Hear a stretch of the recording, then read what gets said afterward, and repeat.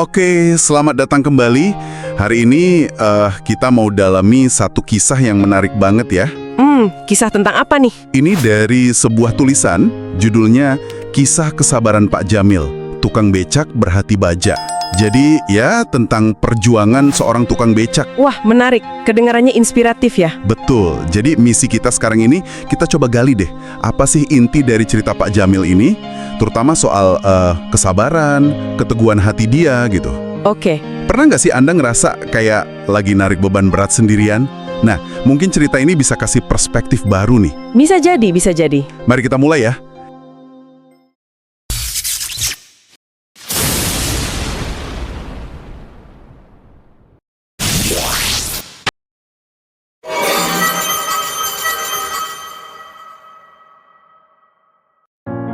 Jadi di artikel ini diceritain Pak Jamil usianya 57 tahun, sehari-hari ya narik becak tuanya itu. Becaknya udah tua ya. Iya, kondisinya seadanya aja, tapi semangatnya itu loh.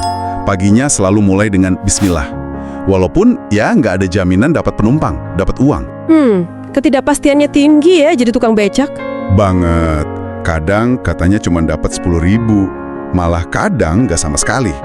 Tapi dia selalu bersyukur. Prinsipnya itu, rezeki itu udah ada yang atur.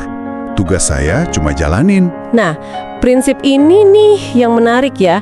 Dari tulisan itu kesannya Pak Jamil ini bukan tipe yang pasrah nerima gitu aja. Oh, bukan pasrah ya? Bukan. Kayaknya istilah berhati baja di judul itu nunjukin kalau dia tuh tahan banting tapi sambil terus jalan. Sikapnya tuh tawakal yang dalam. Percaya sama Tuhan tapi ya itu sambil terus ikhtiar sebisanya.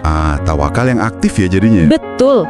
Itu yang jadi pegangannya dia sehari-hari meskipun penghasilannya nggak pasti gitu. Iya benar. Nah, di artikel ini langsung diuji nih prinsipnya itu. Ada cerita pas istrinya sakit keras. Perlu dirawat, butuh uang banyak. Wah. Dan dia nggak punya uang sebanyak itu. Uang tarikan seminggu pun katanya nggak cukup buat deposit doang. Terus gimana reaksinya Pak Jamil? Panik gak dia? Nah, ini dia. Menurut tulisan ini, dia nggak panik, nggak marah juga. Dia cuma diam sejenak, terus langsung sujud berdoa. Langsung doa ya? Iya, nyerahin semuanya ke Yang Maha Tahu, gitu katanya. Menarik ya, gimana doa jadi respons pertamanya dia pas lagi krisis banget? Itu nunjukin penyerahan total ya, tapi bukan berarti putus asa. Kayaknya nyambung sama konsep hamba yang tadi kita bahas sedikit. Dia melakukan bagiannya, sisanya diserahkan. Bener. Tapi ujiannya nggak berhenti di situ. Belum selesai urusan istri, datang lagi cobaan lain. Ada lagi? Apa itu? Anaknya kecelakaan motor, tulangnya retak. Aduh. Ya ampun, double ya bebannya. Tabungannya pasti udah habis buat istri kan? Iya, udah habis. Tapi, ya itu, Pak Jamil nggak berhenti.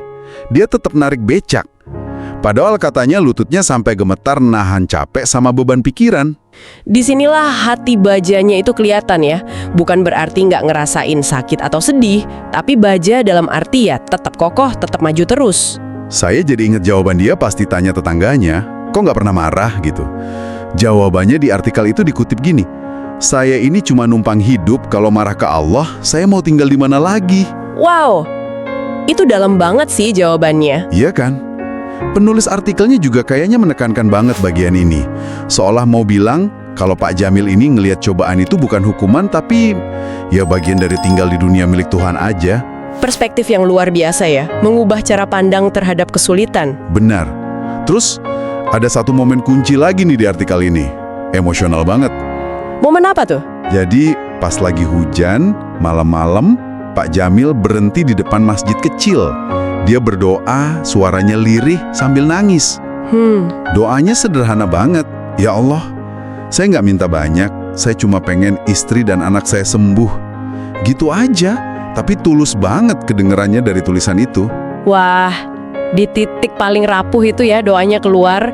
Seringkali doa yang paling tulus kan datang pas kita udah ngerasa nggak punya apa-apa lagi selain harapan pada Tuhan. Iya, dan seperti yang sering terjadi di cerita-cerita inspiratif ya, pertolongan datang dari arah yang nggak disangka-sangka. Nah, gimana tuh datangnya pertolongan?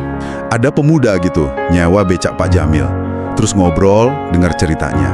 Pemuda ini tergerak hatinya. Terus? Dia minta izin buat nyebarin cerita Pak Jamil. Siapa tahu ada yang bisa bantu. Reaksi Pak Jamil gimana? Dia cuma senyum, terus bilang, silakan aja mas kalau memang bisa bawa manfaat. Rendah hati sekali ya, nggak minta apa-apa. Cuma mempersilahkan kalau memang baik. Gimana artikel ini menggambarkan kelanjutannya? Nah ini dia. 3 hari kemudian, ceritanya jadi viral. Banyak banget orang simpati. Ngirim doa, terus ngirim donasi juga. Alhamdulillah. Jadi ada jalan keluar ya? Iya, hidupnya berubah. Dia bisa buka warung kecil sama istrinya, anaknya juga bisa sekolah lagi. Syukurlah. Tapi ada yang menarik nggak dari perubahan itu? Maksudnya sikap Pak Jamilnya berubah nggak? Nah, ini poin penting yang digarisbawahi sama artikelnya. Ada satu hal yang gak berubah dari Pak Jamil. Apa itu?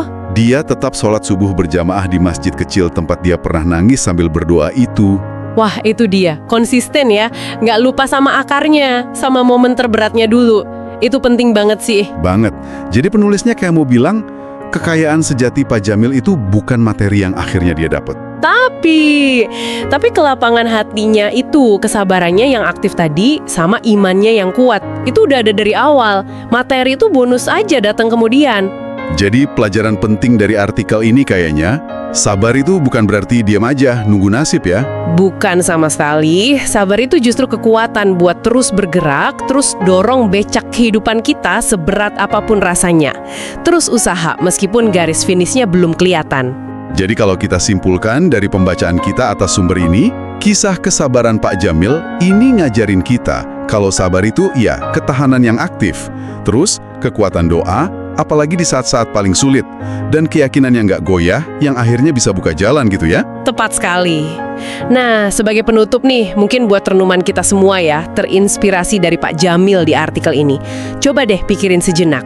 Ada nggak sih becak metaforis yang lagi Anda tarik dengan sabar sekarang ini? Oke deh, terima kasih banyak sudah menyimak penelusuran kita kali ini. Semoga menambah perspektif ya. Jangan lupa subscribe ya, biar nggak ketinggalan pembahasan mendalam kita selanjutnya. Sampai jumpa lagi!